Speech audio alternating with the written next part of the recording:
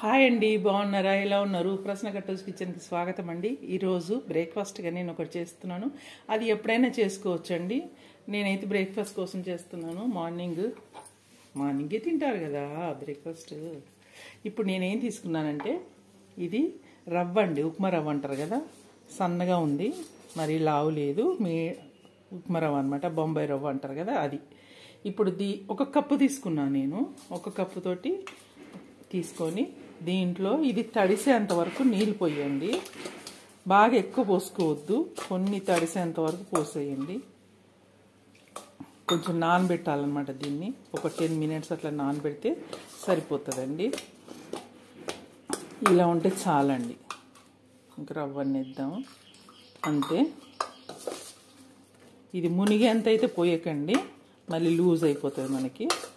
ఇలా దీన్ని మనం ఒక 10 minutes పక్కన పెట్టేద్దాము. ఈ లోపల ఇంకా ప్రాసెస్ వేరేది ఉంటుంది కదా, అది చేసుకోవచ్చు. ఇప్పుడు నానిపోతుంది ఇది పక్కన పెట్టేసి నేను మిక్సీ జార్లో ఒక 4-5 ఎండుమిరపకాయలండి తీసుకున్నాను. తీసుకొని ఇట్లా రవ్వగా పట్టాను. చిల్లీ ఫ్లేక్స్ అంటారు కదా ఇది. దీంట్లో నుంచి ఇప్పుడు దీంట్లో పక్కకు పెట్టేసుకుందాం, అది నానుతూనే ఉంటుంది. ఈ ఐటమ్స్ కూడా మనం ఇందులో వేసేసుకుందాము.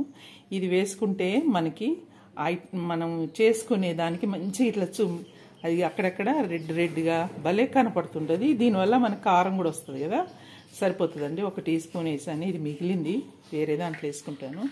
ఇంకొకటి, ఇప్పుడు దీనికి ఒక మసాలా తయారు చేయాలి. దీన్ని పక్కన పెడదాము. మిక్సీ జార్ తీసుకోండి. మిక్సీ జార్ తీసుకొని దాంట్లోకి ఒక మీడియం సైజు ఉల్లిపాయ, అంటే మీరు ఈ టిఫిన్ ఎంతమందికి చేస్తున్నారు దాన్ని పెట్టేసి ఇవి వేసుకోవాలి. నేను 1 కప్పు చేసినాను. ఒక ఇద్దరికి ఈజీగా మంచిగా తినొచ్చండి, సఫిషియెంట్గా ఎక్కువ తినవచ్చు ఇద్దరికి. అందుకే ఇంత ఉల్లిపాయ తీసుకున్నాను, ఇంత సైజుది. దాని ముక్కలు కట్ చేసుకున్నాక అదే సైజుగా టమాటా తీసుకున్నాను. తీసుకొని దీన్ని నేను మిక్సీ పట్టుకొని వస్తాను దీంట్లో. ఇప్పుడు దీంట్లోకి మనము కరివేపాకండి, నా దగ్గర డ్రై అయింది, అది వేస్తున్నాను. చిన్న ముక్కల్లాగా తుంపేసుకోండి. మీ దగ్గర ఫ్రెష్ ఉన్నా పర్వాలేదు, బాగుంటుంది. నా దగ్గర ఎండిపోయింది అనమాట. నేను ఫ్రిడ్జ్లో పెట్టే స్టోర్ చేసుకుంటాను. అవసరం ఉన్నప్పుడు ఇలా వాడతాను. ఎప్పటికీ ఫ్రెష్ దొరకదు కదండి, అందుకని ఇలా చేస్తాను. ఇది వేసుకోండి. తర్వాత దీంట్లోకి కొత్తిమీర అండి, కొత్తిమీర కూడా సన్నగా తరిగాను. శుభ్రంగా కడిగేసి కొత్తిమీర తరిగి పెట్టుకున్నాను. ఇవన్నీ ఇందులో వేసుకొని పెట్టుకున్నాము. కింద అది నానిపోతూనే ఉంటుంది. నేను ఆల్రెడీ 2 మామూలు ఇంత సైజు ఆలుని ఉడకబెట్టాను, అది కూడా చూపిస్తా. ఇప్పుడు నేను ఈ ఉల్లిపాయను టమాటాను మిక్సీ పట్టుకొని వస్తా. ఉల్లిపాయ టమాటా పేస్ట్ అండి, ఇది కూడా ఇందులో వేసేయండి. వేసేసుకొని దీన్ని ఒక 10 minutes మనం పక్కన పెట్టేద్దాము. అది కింద నానిపోతే. ఇలా ఎందుకు చేస్తున్నానంటే, నీళ్ళు ఎక్కువ పోసుకున్నారనుకోండి రవ్వలో మనకి పిండి ఎక్కువ పడుతుంది, లూజ్ అయిపోతుంది, మంచిగా ముద్దకు రాదనమాట. అందుకే కొన్ని వేసుకొని ఇవన్నీ వేసుకుంటే కింద అది నానిపోతూ ఉంటుంది, మనకి నీళ్లు ఎక్కువ పోసుకున్న ప్రాబ్లం అనేది ఉండదన్నమాట. ఇది కూడా తడి కదా, ముందే మనం రవ్వలు ఎక్కువ నీళ్ళు పోసుకొని మళ్ళీ ఈ ప్యూర్ ఇందులో కలపడం చేయడం వాటర్ ఎక్కువ పడుతుంది. అందుకని అట్లా కాకుండా, పల్సగా కాకుండా ఈ పద్ధతిగా నేను చేస్తున్నాను. దీన్ని ఒక 10 minutes పక్కన పెడతాను. ఇప్పుడు దీంట్లో కొంచెం మసాలా వేసుకుందామండి. కొంచెం ధనియాల పొడి, దీనికి సరిపడా సాల్ట్ అండి, ఉప్పు సరిపడా వేసుకోండి. మీరు ఎంత చేస్తారో దాన్ని బట్టిగా వేసుకోండి. కొంచెం జీలకర్ర పొడి అండి, 1/4 టీ స్పూన్ జీలకర్ర పొడి, కొంచెం కారపొడి. నేను చిల్లీ ఫ్లేక్స్ కూడా వేసాను కదా, దాన్ని చూసుకొని కారపొడి వేస్తున్నాను. 1/2 టీ స్పూను పసుపు, ఒక 1/2 టీ స్పూను వామండి. దీన్ని నలిచి వేసుకోండి, మంచి టేస్ట్ వస్తుందండి. ఈ టిఫిన్ చాలా బాగుంటుంది, చాలా టేస్టీగా ఉంటుందండి. ఎవరైనా పిల్లలైనా పెద్దలైనా బాగా ఇష్టపడతారు. దీనికి నూనె కూడా ఎక్కువ పట్టదండి. ఇప్పుడు నేను అది నానబెట్టేసి 1/2 గంట అయిపోయింది. ఇవన్నీ వేస్తూ ఉన్నాను కదా, 1/2 గంట అయిపోయింది. ఇప్పుడు దీంట్లోకి నేను చూసుకోండి మంచిగా నానుతుంది అది. ఇప్పుడు దీంట్లోకి నేను 2 ఈ సైజు ఆలును ఉడకబెట్టాను, పొట్టు తీసి తురిమాను. ఎందుకు తురిమానంటే ఇందులో గడ్డలు లాంటివి ఏమి ఉండకుండా ఉండాలని తురిమేసాను. ఇప్పుడు దీన్ని కూడా ఇందులో వేసుకుందాము. వేసుకొని ఒకసారి మొత్తం కలిపేసుకుందామండి. ఇప్పుడు చూసారా రవ్వ ఎంత మంచి మెత్తగా అయిపోయింది, నానిపోయి. ఇదిగో ఇదంతా కలుపుకోవాలి. ముందైతే కలిపేసుకొని ఇప్పుడు మనం, ఇది హెల్దీ ఫుడ్ అండి, ఇందులో మైదా అలాంటిది ఏమీ వాడట్లేదు. ఉప్మా రవ్వ మనకు తెలిసిందే. తర్వాత ఇందులోకి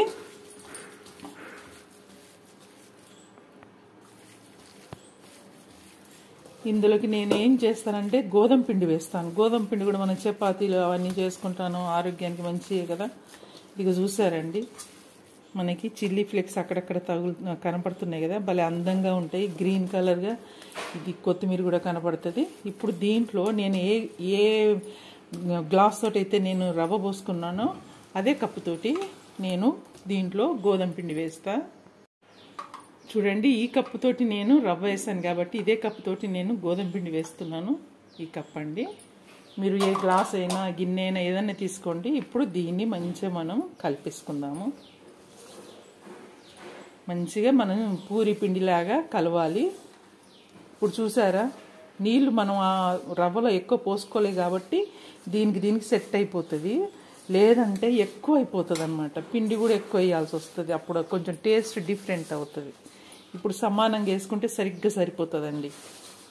ఇప్పుడు చూసారా, నేను వేసిన వాటికి ఇది తడి కూడా మంచిగా సరిపోయింది. ఇది బాగా మర్దన చేద్దాము. చూడండి, ఇంకొక ఒక 2-3 టేబుల్ స్పూన్ల పిండి పడుతుంది అంతే. ఎందుకంటే కొంచెం మనం ఆలు వేసాం కదా, అంటుకుంటుంది చేతికి. అట్లా అంటుకోకుండా మనం కొంచెం పిండి ఎక్కువ వేసుకున్నాం అనుకోండి, బాగుంటుంది. ఇప్పుడు మళ్ళీ బాగా దీన్ని పిసికేద్దాము. కొంచెము చేతికి నూనె రాసుకోండి. రాసుకొని బాగా మళ్ళీ ఇలా దీన్ని మద్దన చేసేద్దాము. చూడండి, ఇప్పుడు మనకి చేతులకు అంటుకోవట్లేదు. ఇలా ఉండాలి పిండి. కొంచెం కనుక మీకు కొంచెం ఆలు పెద్ద సైజు అయితే కొంచెం మెత్తగా అవుతుంది కదా, అప్పుడు ఒక రవ్వ అంతా పిండి వేసుకోండి. వేసుకొని మనకి ఇదిగో ఇలా ఉండాలండి. ఇప్పుడు చేతులకు అంటుకోవట్లేదు. మనము చపాతీలు వత్తడానికైనా కానీ అనువుగా ఉంటుంది అన్నమాట, లేకపోతే అతుక్కపోతుంటుంది. ఇలా చేసుకొని ఒక 2 నిమిషాలు దీన్ని పక్కన పెట్టేద్దాము. దీనికి మీరు ఎలాంటి కర్రీస్ అయినా లేకపోతే చట్నీస్ ఉంటాయి కదా, ఉల్లిపాయ, టమాటా, తర్వాత ఎండుమిరపకాయలు అవన్నీ వేసి చేసుకునే ఆ పచ్చడైనా బాగుంటుంది.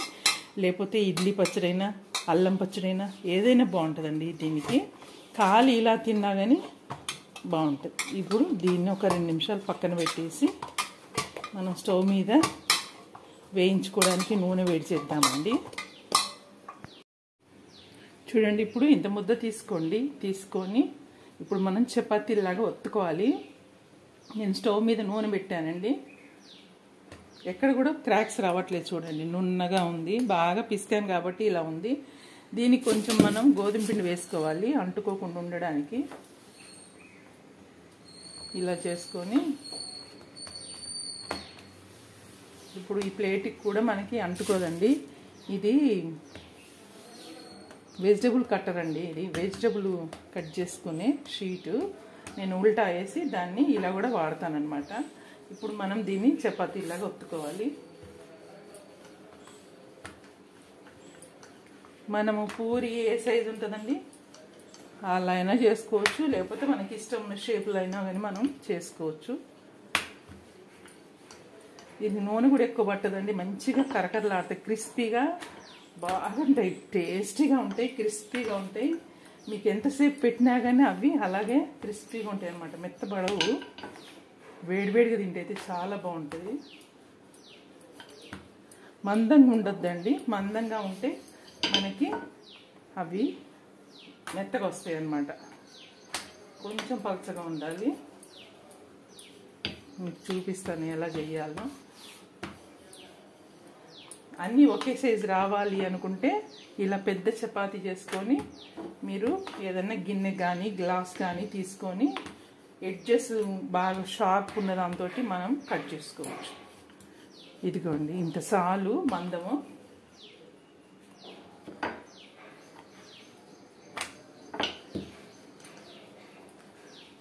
మనం రౌండ్గా రావాల్సిన అవసరం ఏం లేదు, ఎందుకంటే మనం కట్ చేస్తాం కాబట్టి ఎలా అయినా కానీ చేసుకోవచ్చు.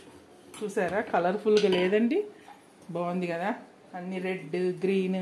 ఇప్పుడు ఒక గ్లాస్ తీసుకొని ఇలా ప్రెస్ చేస్తే మనకి అన్నీ ఒకేలాగా వస్తాయి అన్నమాట. పిల్లలు బాగా ఇష్టంగా చూడ్డానికి కూడా కన్నులకు కూడా భలేగా ఉంటుందండి. ఇది మంచి ఇట్లా బాల్ లాగా పొంగుతాయి, టేస్ట్ అంటారు అద్దరిపోతుంది. ఇలా అన్నీ చేసుకొని పక్కన పెట్టుకుందామండి. అంతే, ఇది మళ్ళీ తీసేసి మళ్ళీ మనం చపాతీలాగా చేసుకుంటే సరిపోతుంది. ఇప్పుడు వీటిని మనం నూనెలో వేయించుకోవడం చూపిస్తా. ఇది ఆరిపోకుండా మీరు మూత పెట్టండి, లేకపోతే ఆరిపోతుంటుంది. వీటిని మనం ఫ్రై చేసుకుందామండి. చూడండి మందం చూసారా, ఏమంత మందం లేదు. ఇదిగోండి ఇలా ఉండాలి, ఎందుకంటే లావుగా ఉండొద్దు, ఇలా ఉంటే సరిపోతుంది. ఎందుకంటే పలుచకున్నా పొంగవు, ఇలా ఉండాలి. ఇంకా కొంచెం పెద్ద సైజు కావాలన్నా కానీ మీరు చేసుకోవచ్చు, సైజు ఏదైనా పెట్టుకోండి. అన్నీ ఒకేలాగా రావాలంటే ఏదన్నా గ్లాసు గిన్నె ఏదో తీసుకుంటే మనకు అన్నీ ఒకేలాగా వచ్చేస్తాయి. ఓకేనా, ఇప్పుడు నూనె వేడెక్కిందండి, దీంట్లో మనం వేసుకొని వేయించుకుందాము. నేను నూనె చూపిస్తా.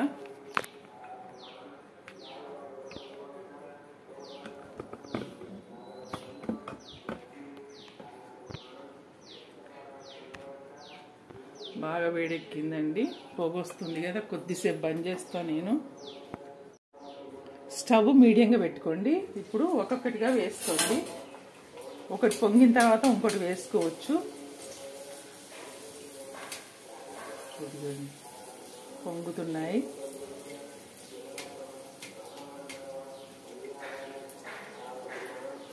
మళ్ళీ ఇంకొకటి వేసుకుందాము.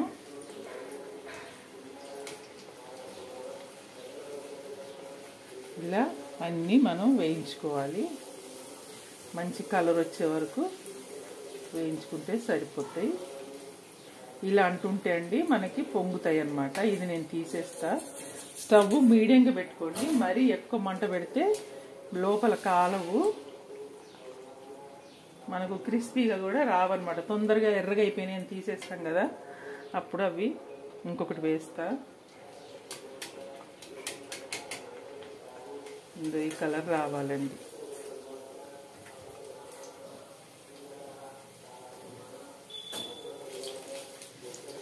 ఇదిగా పొంగుతున్నాయి చూడండి. ఇలా అన్నీ మనం చేసి పెట్టుకుందాము. చూసారండి, చేశాను పూరీలు, చాలా బాగున్నాయండి. ఇందులో మనం ఆలు అవన్నీ వేసాం కదా, చాలా బాగున్నాయి. ఎవరైనా తినొచ్చండి. మీకు క్రిస్పీగా కావాలంటే అది కొంచెం ఎక్కువ వేయించుకోండి. ఇవైతే మంచిగా సాఫ్ట్గా చాలా బాగున్నాయి. మనం కర్రీతోటి కానీ చట్నీతోటి కానీ తినొచ్చు. మేమైతే నాన్ వెజ్తో తింటున్నాము ఈరోజు, మటన్ గ్రేవీతో తింటున్నాము. మీరు ఎలా అన్నా తినండి. చూడండి ఒక్కొక్కటి ఎంతలా పొంగినాయో మీకు తెలుస్తుందా? చూసారా, చాలా పొంగినాయండి. ఇదిగో మంచిగా ఉన్నాయి. మేమైతే కొంచెం సాఫ్ట్గానే తీసుకున్నాము, అంటే సాఫ్ట్గానే వేయించాను. బాగా క్రిస్పీగా కాకుండా మనము కర్రీతోటి ఇట్లా నంచుకొని తినాలి కదా, ఇలా అంటే మనకి ఇలా రావాలన్నమాట. మంచిగా ఉన్నాయండి, ఉబ్బినాయి, మెత్తగా ఉన్నాయి. కావాలంటే మనం స్టిఫ్గా కూడా మనం క్రిస్పీగా కూడా చేసుకోవచ్చు. పెద్దదైతే ఇలా వచ్చిందండి. అసలు ఇంకొక మాట ఏంటంటే దీనికి నూనె పట్టలేదండి. అసలు ఎన్ని తిన్నా కానీ మనకు ఆయాసం రాని ఏది రాదు. సూపర్గా వచ్చినాయి. మరి ఈ రెసిపీ మీకు నచ్చిందండి? నచ్చితే లైక్ కొట్టండి, షేర్ చేయండి, సబ్స్క్రైబ్ చేసుకోండి. ఈ పూరీలు మీరు చేసుకొని కామెంట్ చేయండి.